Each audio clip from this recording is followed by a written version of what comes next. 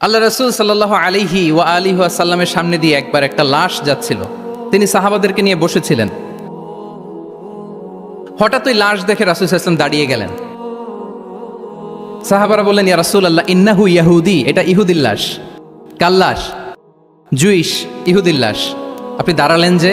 রাসূল সাল্লাল্লাহু আলাইহি ওয়াসাল্লাম বললেন, আওয়ালাইসাত নাফসান, সে হোক ইহুদি, সে কি মানুষ নয়? এটা কি একটা প্রাণ নয়? এটা কি একটা আত্মা নয়? আমি তো ইহুদি, খ্রিস্টান, আস্তিক, নাস্তিক সেটা দেখিনি, আমি মানুষ, এ কারণে সম্মান দিয়ে দাঁড়িয়ে গিয়েছি। আল্লাহু আকবার। তাহলে ইসলাম হচ্ছে দ্য রিলিজিয়ন অফ হিউম্যানিটি, মানবতার ধর্ম। যারা আমাদেরকে মানবাধিকার শিখায়, যারা মানবতার কথা বলতে চায় আমাদের কাছে এসে, তাদের খুব ভালো করে এগুলো জেনে নেওয়া উচিত যে ১৫০০ বছর আগে ইসলাম যেভাবে মানবতাকে উচ্চে তুলে ধরেছে, মানুষের মর্যাদাকে সবচেয়ে উপরে তুলে ধরেছে, মানুষকে আশরাফুল মাখলুকাত বলেছে, নতুন করে মানবতা তাদের কাছ থেকে আমাদের শেখা লাগবে না। তাহলে ১ নাম্বার হচ্ছে ইসলাম জ্ঞান ভিত্তিক ধর্ম। ২ নম্বরে বললাম ইসলাম হচ্ছে মানবতার ধর্ম। ৩ নাম্বার হচ্ছে ইসলামে আল্লাহ তাআলা যে সমস্ত বিধিবিধান আমাদেরকে দিয়েছেন, ইসলামের যে রুলিংসগুলো আছে, এগুলো খুব ফ্লেক্সিবল। মোটেও আপনার কাছে এটাকে অসম্ভব মনে হবে না, মানতে যে কঠিন লাগবে না, বুঝতে সহজ, মানতে সহজ, এরকম চমৎকার বিধিবিধান আল্লাহ তাআলা ইসলামের ভেতরে দিয়েছেন। তার মানে মানুষের সুবিধা অসুবিধাকে ইসলাম আমলে নেয়। আমাদের সাধ্যের বাইরে কোনো বিধান আল্লাহ তাআলা ইসলামে চাপিয়ে দেননি। লা ইউকাল্লিফুল্লাহু নাফসান ইল্লা উসআহা। সাধ্যের বাইরে আল্লাহ তাআলা কোনো বিধান আমাদের উপর চাপিয়ে দেন নাই। কোনো কিছু যদি আমাদের আউট অফ ক্যাপাসিটি হয়, এরকম কোনো বিধান আল্লাহ আমাদেরকে দেন নাই। বরং ইসলামের সবগুলো বিধান আপনার কাছে খুবই যুক্তি সুলভ লাগবে, খুবই স্বভাব সুলভ লাগবে, আপনার নেচারের সাথে, আপনার চাহিদার সাথে এটা খুব যায়, খুব স্যুট করে, এমন বিধান আল্লাহ তাআলা দিয়েছেন। আল্লাহ তাআলা বলছেন, ওয়ামা জাআলা আলাইকুম ফিদ্দীনি মিন হারাজ। দিনের ভেতরে, ইসলামের ভেতরে আমি কোনো হারাজ রাখিনি, জটিলতা রাখিনি, কাঠিন্যতা রাখিনি, বরং সহজ করে ইসলামকে তোমাদের জন্য আমি দিয়েছি। অন্যত্র আল্লাহ তাআলা বলছেন, ইউরিদুল্লাহু বিকুমুল ইউসরা ওয়ালা ইউরিদু বিকুমুল উসর। আল্লাহ তোমাদের জন্য সহজ চান, কঠিন চান না। আমরা অনেক সময় না বুঝে ইসলামকে খুব কঠিন করে প্রেজেন্ট করি, উপস্থাপন করি। ইসলাম আসলে এত কঠিন না, কিন্তু আমরা কঠিন করে ফেলি। কিন্তু আল্লাহ তাআলা সহজ করেছেন। কতটা সহজ? নামাজের মধ্যে দাঁড়িয়ে সালাত আদায় করা হচ্ছে ফরজ। দাঁড়িয়ে সালাত আদায় করা কি? আপনি দাঁড়াতে পারেন না, বসে পড়লেও কবুল করবে কে? আল্লাহ কবুল করবে। বসতে পারেন না, শুয়ে পড়লেও আল্লাহ কবুল করবেন। অজু করে নামাজ পড়া ফরজ, অজুর পানি নাই, তাই এমন করে নামাজ পড়লেও আল্লাহ কবুল করবেন। তাহলে বলেন তো, ইসলাম পালন কি কঠিন না সহজ? আমরা মাঝে মাঝে খুব কঠিন করে উপস্থাপন করি। অনেক সময় আমাদের কাছে লিগ্যাল অপিনিয়ন চায়, ফতোয়া জানতে চায়, আমরা এত কঠিনভাবে অনেক সময় রেসপন্স করি, যিনি জিজ্ঞেস করেছেন তার মানতে বড্ড কষ্ট হয়। কিন্তু ব্যাপারটা ছিল এমন চমৎকার করে আমাদের প্রেজেন্টেশনের দরকার ছিল যে তার কাছে খুব সহজ মনে হবে এটা। কারণ যে সমস্ত বিধিবিধান আল্লাহ তাআলা আমাদেরকে দিয়েছেন ইসলামে, এগুলো মানাটা আমাদের জন্য সহজ, ফ্লেক্সিবল।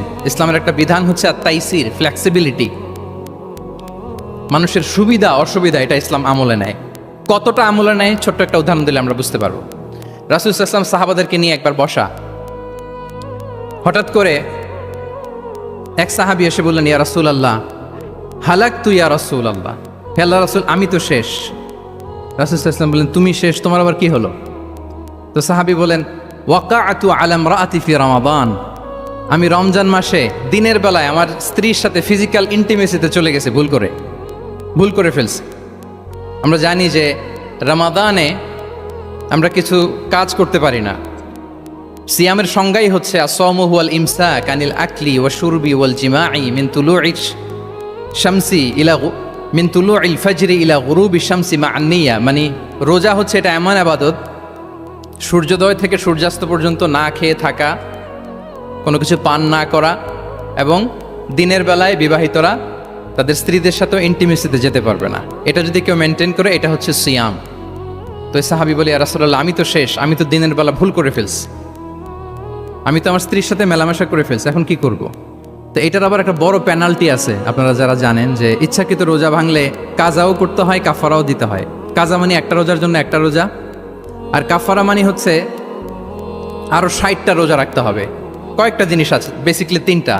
তো রাসূল সাল্লাল্লাহু আলাইহি ওয়াসাল্লাম তাকে বললো যে তোমার তো পেনাল্টি হয়েছে, তুমি তো বড় ভুল করে ফেলছো, তো তোমার কাছে কি এরকম কোনো দাস আছে যেটাকে তুমি আজাদ করে দিতে পারবা, মুক্ত করে দিতে পারবা, তাহলে পেনাল্টি আদায় হয়ে গেল। সে বলে ইয়া রাসূলুল্লাহ, না আমার তো এত সক্ষমতা নাই, আমার কাছে তো কোনো দাস নাই। আচ্ছা দাস নাই, তো রাসূল সাল্লাল্লাহু আলাইহি ওয়াসাল্লাম বললেন তাইলে তুমি টানা 2 মাস রোজা রাখতে হবে, তাইলেও পেনাল্টি হয়ে যাবে, আদায় হয়ে যাবে, পারবা?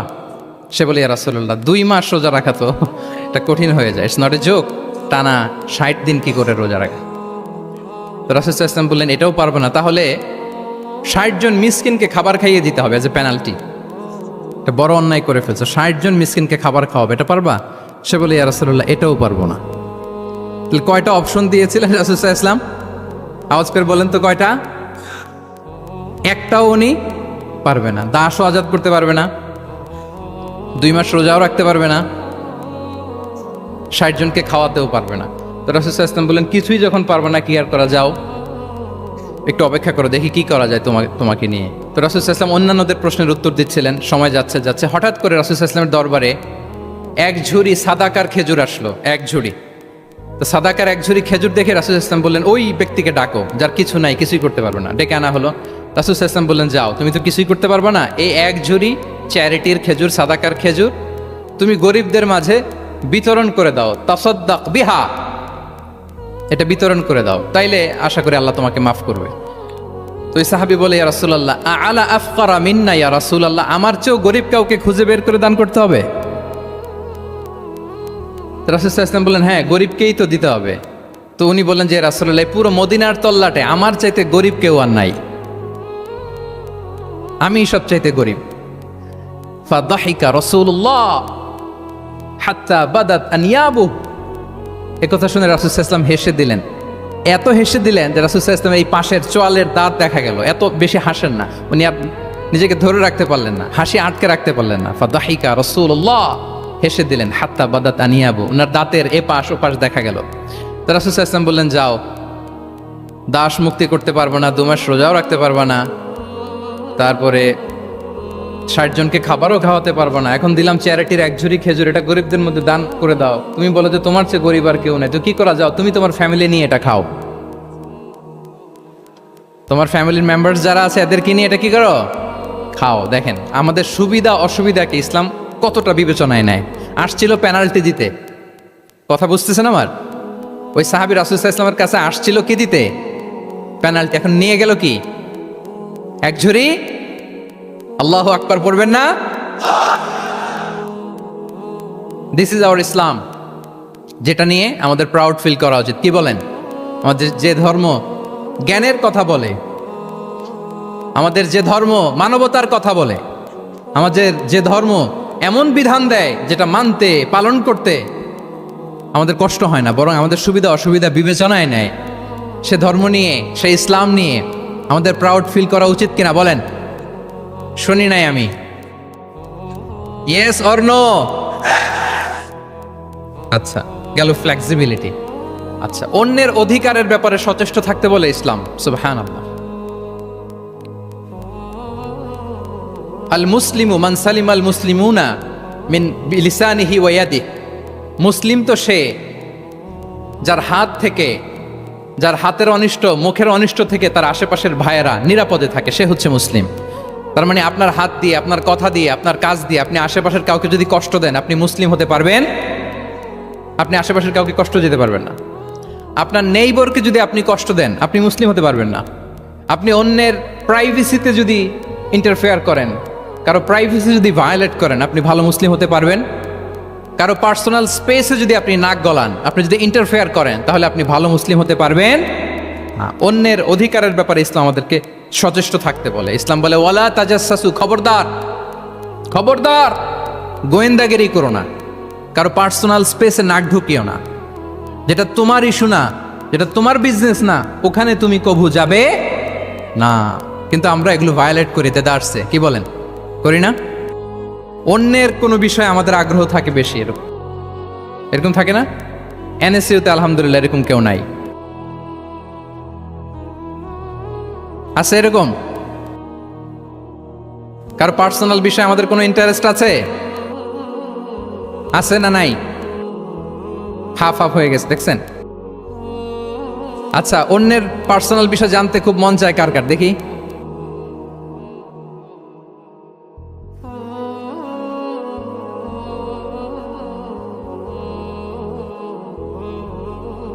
হাত তুলে ফেলছে কয়েকজন। আল্লাহ হেদায়েত দেখ আমাদেরকে। আচ্ছা, অন্যের পার্সোনাল বিষয়ে নাক গলায় না এরকম কারা কারা দেখি? মাশাআল্লাহ, মাশাআল্লাহ, মাশাআল্লাহ। ঠিক আছে, হাত নামান। ঠিক আছে, এবার দুইবারের একবারও যারা হাত তোলেন নাই তারা হাত তোলেন। আপনারা কি করেন? আচ্ছা, তাহলে অন্যের পার্সোনাল ইস্যুতে আমরা আজকে থেকে নাক গলাবো, আমরা ভুল করে ফেলি। ইনশাল্লাহ আমরা এমনটা করব না। আমরা অনেক সময় খুঁচিয়ে খুঁচিয়ে তার পার্সোনাল বিষয় জানতে চাই। বিশেষ করে নিঃসন্তান দম্পতি পেলে আমি দেখেছি খুঁটিয়ে খুঁটিয়ে তাকে প্রশ্ন করে, ভাই কি সমস্যা, বেবি নিচ্ছেন না কেন, কার সমস্যা, আপনার সমস্যা না ভাবির সমস্যা, আর বেটা তোর কি সমস্যা সেটা বল।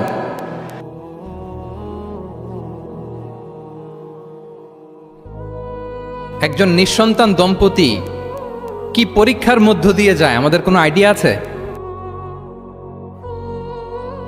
তার এই পরীক্ষার মধ্যে যদি আমরা কাটা গায়ে নুনের ছিটা যদি দেই তাহলে তার কেমন লাগবে বলেন তো?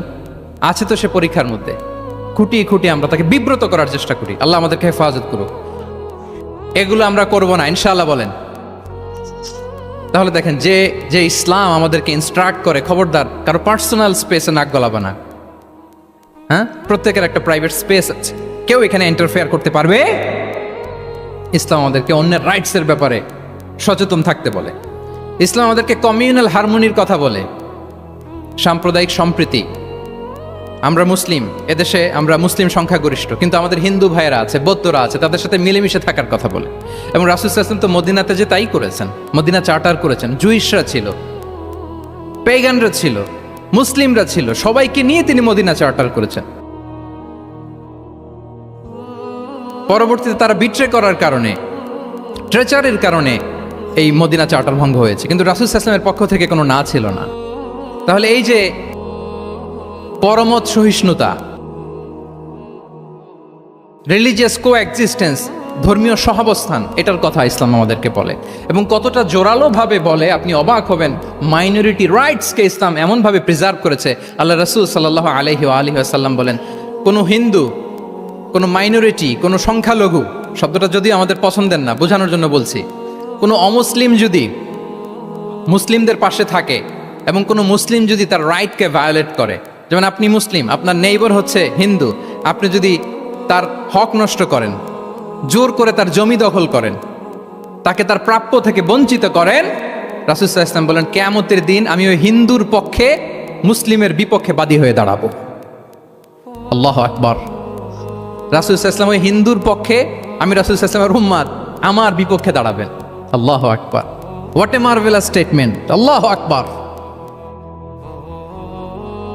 সংখ্যালঘুদের উপর যদি কেউ কোন মুসলিম অত্যাচার করে, রাসূল সাল্লাল্লাহু আলাইহি ওয়াসাল্লাম বলেন তুমি আমার উম্মত হতে পারো, কিন্তু তোমার পক্ষে না, আমি ওই মাজলুমের পক্ষে কিয়ামতের দিন দাঁড়াবো। দিস ইজ ইসলাম। ইসলাম আমাদেরকে অন্য যে ফেইথ আছে, Islam teaches us to respect other faith.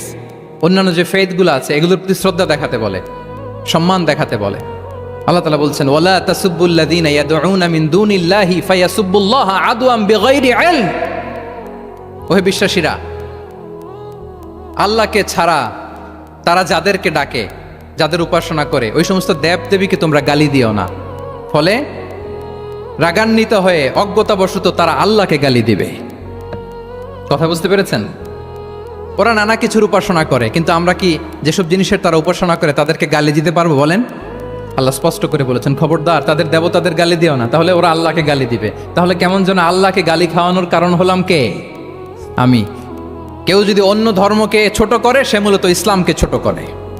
I repeat, আমি আবারও বলছি, যে অন্য ধর্মকে ছোট করে সে ইসলামকে ছোট করে। তাহলে অন্যান্য যে ফেইথ আছে এগুলোর ব্যাপারে আমাদেরকে শ্রদ্ধাশীল থাকতে বলেছে ইসলাম।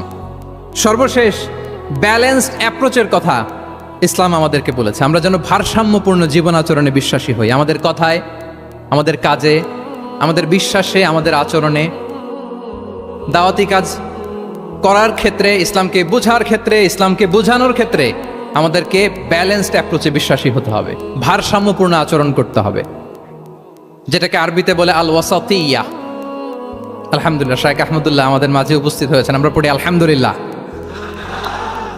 এদেশের একেবারে বিদগ্ধ স্কলার্স যারা আছেন, লিডিং ইসলামিক স্কলার্স, ওনারা আপনাদের এই কনফারেন্সে এসেছেন। আলহামদুলিল্লাহ, আপনারা চমৎকার চমৎকার আলোচনা শুনেছেন। আমার পরপরই আপনারা শাইখের আলোচনা শুনবেন ইনশাআল্লাহ বিইذনিল্লাহ। আমি খুব অল্প সময়ের মধ্যে শেষ করে দিব। তাহলে 7 নম্বরে বলছিলাম ইনশাআল্লাহ। জি জি, আছি আছি আছে ইনশাআল্লাহ। না ঠিক আছে।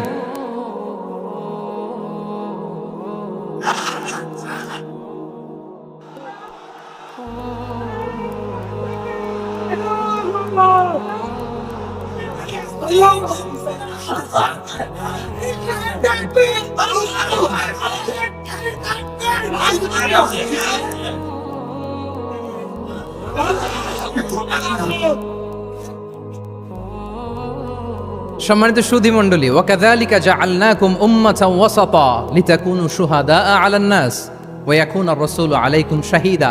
আমরা হচ্ছি মধ্যমপন্থী জাতি। ইসলাম আমাদেরকে বাড়াবাড়িও শেখায় না, ছাড়াছাড়িও শেখায় না, বরং মাঝামাঝি থাকতে বলে। আলহামদুলিল্লাহ বলেন। আমরা শিথিলপন্থীও নই, আমরা কট্টরপন্থীও নই, বরং আমরা মধ্যমপন্থী। আমরা কোন পন্থী বলেন তো? আওয়াজ করে, আমরা কোন পন্থী?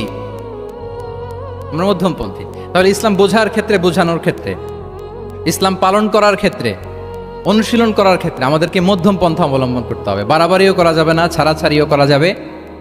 আমরা শিথিলপন্থীও নই, কট্টরপন্থীও নই, আমরা হচ্ছে মধ্যমপন্থী। তাহলে এরকম অনেকগুলো ফিচার দিয়ে আল্লাহ তাআলা ইসলামকে বৈশিষ্ট্যমণ্ডিত করেছেন। আমি কেবলমাত্র 7টি উল্লেখ করেছি। আচ্ছা, আপনাদের কাছে কি মনে হয় এই যে ফিচারগুলো দিয়ে আল্লাহ তাআলা ইসলামকে বৈশিষ্ট্যমণ্ডিত করেছেন, ওই ইসলাম পেয়ে এই মুসলিম আইডেন্টিটি নিয়ে আমাদের প্রাউড ফিল করা উচিত নাকি উচিত না? বলেন।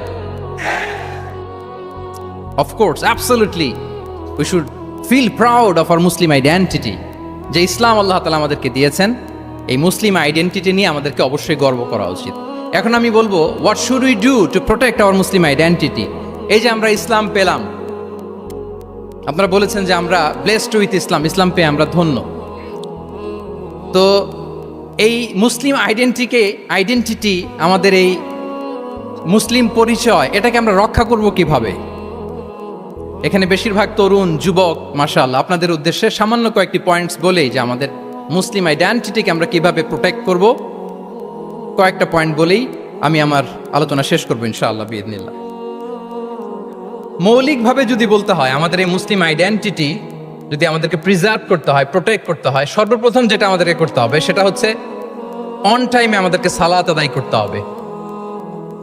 5 times prayer on time. Push yourself to go to mosque for offering salah. নিজেকে পুশ করতে হবে। প্রথম হিসেব নিবেন। এনএসইউর যুবক ভাইয়েরা আমার দিকে তাকান। প্রথম আল্লাহ তাআলা হিসেব নিবেন কিয়ামতের ময়দানে এই সালাতের। আউয়ালু মা ইউহাসাবু বিহিল আবদু ইয়াউমাল কিয়ামাতি আস-সালাহ। সর্বপ্রথম আল্লাহ তাআলা সালাতের হিসাব নেবেন। এই সালাতের হিসাব যদি আমরা সুন্দর করে দিতে পারি, সব সুন্দর হয়ে যাবে। এবং ঈমান আর কুফরের মাঝে পার্থক্য হচ্ছে এই সালাহ। আওয়াজ করে বলুন, ঈমান আর কুফরের মাঝে পার্থক্য কি?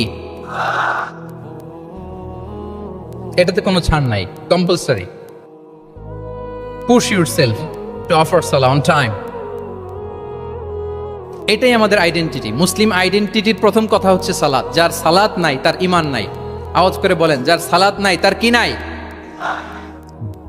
আমাদের অনেক তরুণরা মুসলিম উম্মার মুক্তি কিভাবে হবে এটা নিয়ে খুব পেরেশান, কিন্তু সালাতের ব্যাপারে উদাসীন। এরকম আছে না নাই? এটা হইল? এটা যায়? হ্যাঁ, যে ব্যক্তি মুসলিম উম্মার মুক্তি নিয়ে টেন্সড, সে সালাতে উদাসীন, এটা মেনে নেওয়া যায় না। তাহলে মুসলিম আইডেন্টিটি প্রোটেক্ট করতে হলে সর্বপ্রথম আমাদেরকে সালাতে যত্নবান হতে হবে, 1 নাম্বার। 2 নাম্বার হচ্ছে আল কোরআন আল কারীমের সাথে আমাদের অ্যাটাচমেন্টটাকে মজবুত করতে হবে। 1 নাম্বার হচ্ছে সালাত মুসলিম আইডেন্টিটির, 2 নম্বর হচ্ছে কোরআন। আওয়াজ করে বলেন 2 নম্বর কি? কোরআনের সাথে আমাদের অ্যাটাচমেন্ট বাড়াইতে হবে। অনেকের কোরআনের ইন ডেপথ নলেজ অনেক ভালো, কোরআনের রিফ্লেকশনগুলো খুব ভালো জানে, কিন্তু কোরআন তেলাওয়াতের বেহাল দশা। এরকম আছে না? আবার আমাদের অনেক ভাইদের কোরআন তেলাওয়াত মাশাআল্লাহ খুব বিশুদ্ধ, কিন্তু তার আবার কোরআনের রিফ্লেকশনগুলো জানা নাই। দুইটাই আমাদের জন্য ক্রাইসিস।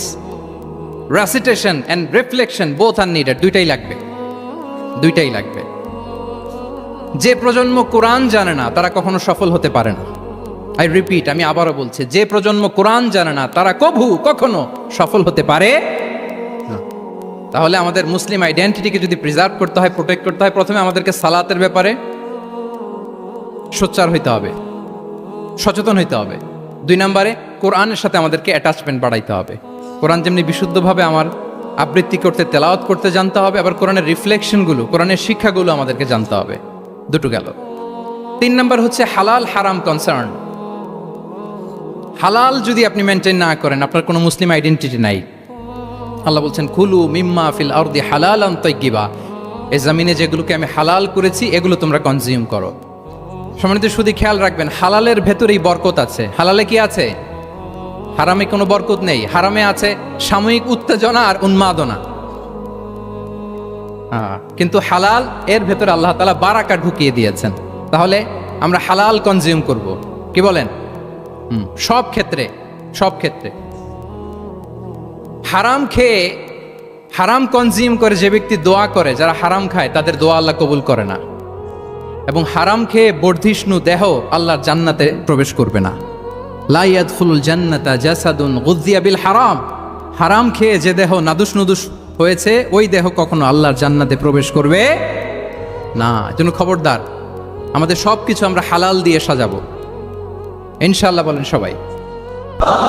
আমাদের অনেকে একটা ভুল করে, সেটা হচ্ছে অনেকে খাবারের ক্ষেত্রে খুব কনসার্ন, যেটা হালাল হইতে হবে, যেটা আমি কনজিউম করব এটার ব্যাপারে খুব কনসার্ন, কিন্তু অন্যান্য বিষয়ে তার আর কোনো খেয়াল নাই, ভ্রুক্ষেপ নাই। এরকম আছে না নাই বলেন? আমাদের সরকারি বিভিন্ন অফিসগুলোতে ঘুষ আছে না? ঘুষ আছে। দেখবেন সরকারি অনেক হিন্দু কর্মকর্তা গরুর গোশত খায় না। কেন খায় না? তার ধর্মে এটা নিষেধ, গরু খেতে চায় না। আচ্ছা, আবার সরকারি অফিসগুলোর অনেক মুসলিম কর্মকর্তা দেখবেন সরকারি কাজে থাইল্যান্ড গিয়েছে, চায়না গিয়েছে, খুঁজে খুঁজে হালাল রেস্টুরেন্ট খোঁজে। ওয়াইন খায় না, পর্ক খায় না। কারণ কেন খায় না? এটা ইসলামে নিষেধ। কিন্তু 2 অফিসারই, মুসলিম অফিসার, হিন্দু অফিসার, দুইজনই আবার ঘুষ খায়। হয় না এরকম? হিন্দু অফিসার গরুর গোশ খায় না, তার ধর্মে নিষেধ। মুসলিম অফিসার ওয়াইন খায় না, পর্ক খায় না, তার ধর্মে নিষেধ। তো ঘুষও তো 2 ধর্মের নিষেধ, কি বলেন? তাহলে যেটা খাবো, কনজিউম করবো, শুধু এটার ব্যাপারেই কি হালাল? না। ইউর ইনকাম শুড বি হালাল, ইউর ফ্যাশন শুড বি হালাল, ইউর এন্টারটেইনমেন্ট শুড বি হালাল, ইউর রিলেশনশিপ শুড বি হালাল। আপনার রিলেশনশিপও কি হইতে হবে? এই তো আসল জায়গায় চলে আসছি এখন।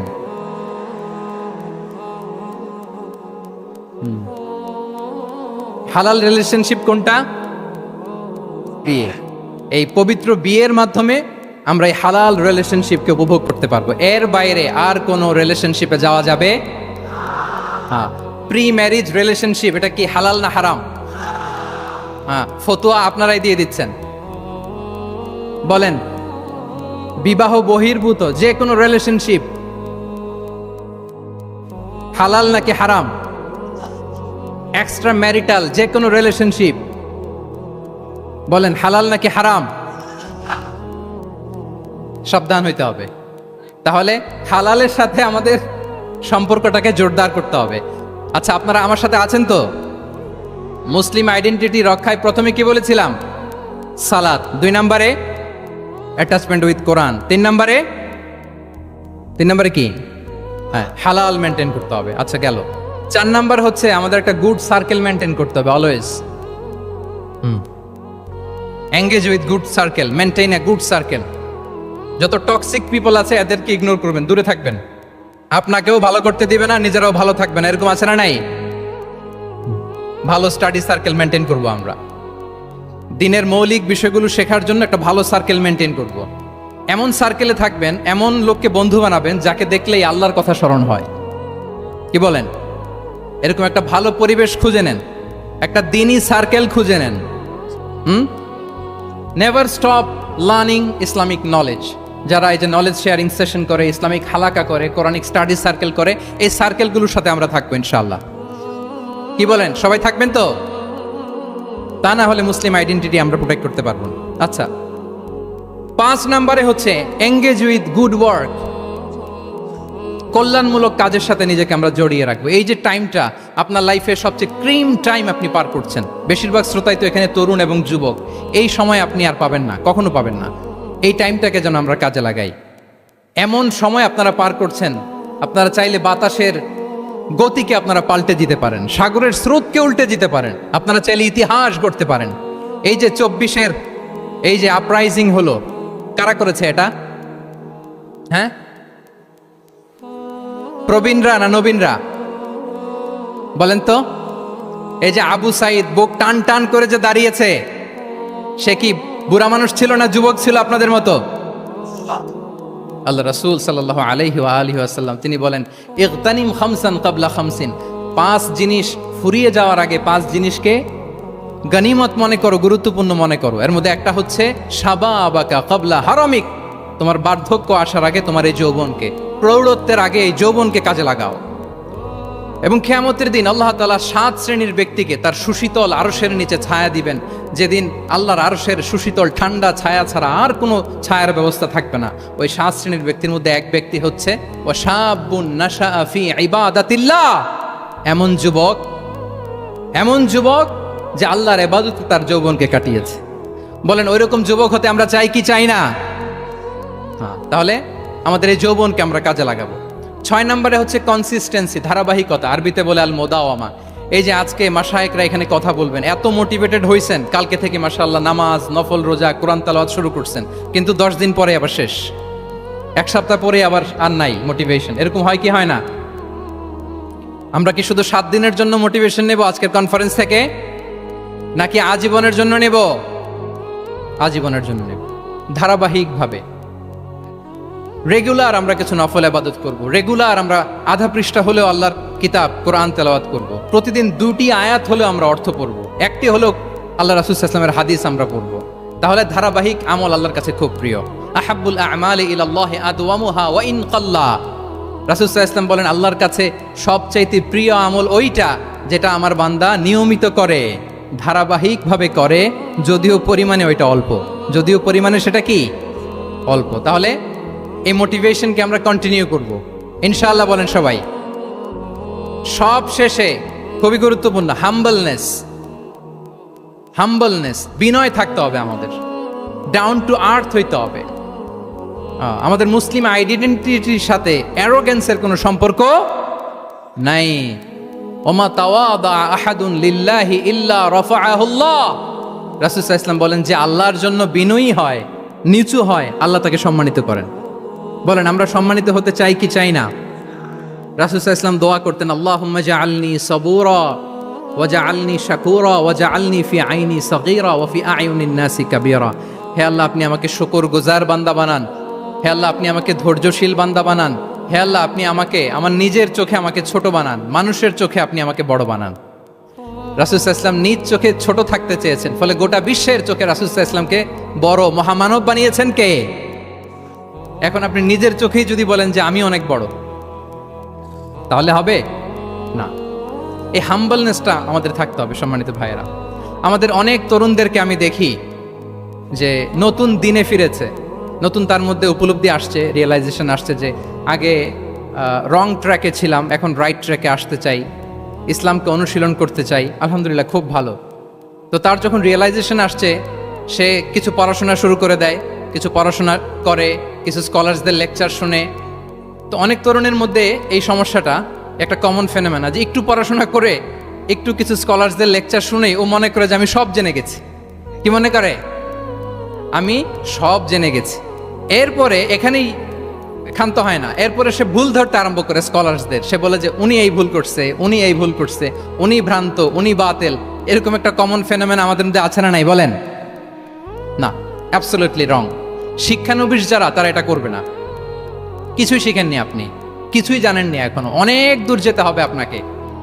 কোনো বিষয়ে কমেন্টস করতে গেলে, কোনো ইস্যু নিয়ে আপনাকে মন্তব্য করতে গেলে আপনাকে অগাধ পাণ্ডিত্য অর্জন করতে হবে, তারপরে আপনি সে বিষয়ে কথা বলতে পারবেন। তাহলে এই জাতীয় অ্যাটিটিউড যেন কখনো, এগুলো শয়তান করে, এই অ্যাটিটিউড যদি আমার মধ্যে ঢুকে আপনি হয়তো ইসলাম থেকেও দূরে সরে যাবেন। আল্লাহ এই ধরনের অ্যাটিটিউড থেকে আমাদেরকে হেফাজত করুক, আমরা পড়ি আমিন।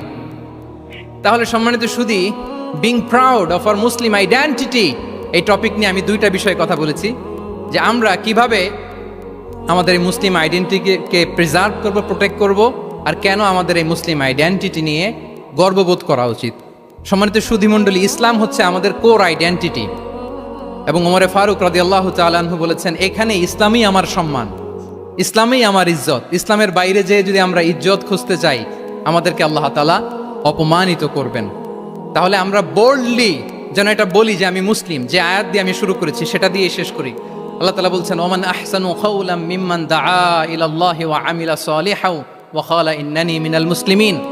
তার চেয়ে শ্রেষ্ঠ কথা আর কার হতে পারে যে মানুষকে আল্লাহর দিকে ডাকে, নিজে সৎকর্ম করে আর বলে ইন্নানি মিনাল মুসলিমিন, নিশ্চয় আমি মুসলমান, নিশ্চয় আমি কি, বোল্ডলি প্রাউড ফিল করে আমরা বলতে পারবো না যে আমি মুসলিম? পারবো? হ্যাঁ, নাকি সংশয় কাজ করে? করে? বলেন, আমরা আমাদের মুসলিম আইডেন্টিটিকে ওন করতে চাই কি চাই না? সবাই চাই। আমাদের আসল পরিচয় কি বলেন? মুসলিম। এরকম মুষ্টিবদ্ধ হাত উঁচু করে বলেন, আমাদের পরিচয় কি? আমি প্রশ্ন করলে উত্তর দিতে পারবেন? আওয়াজ করে বলেন, আমি কে? তুমি কে?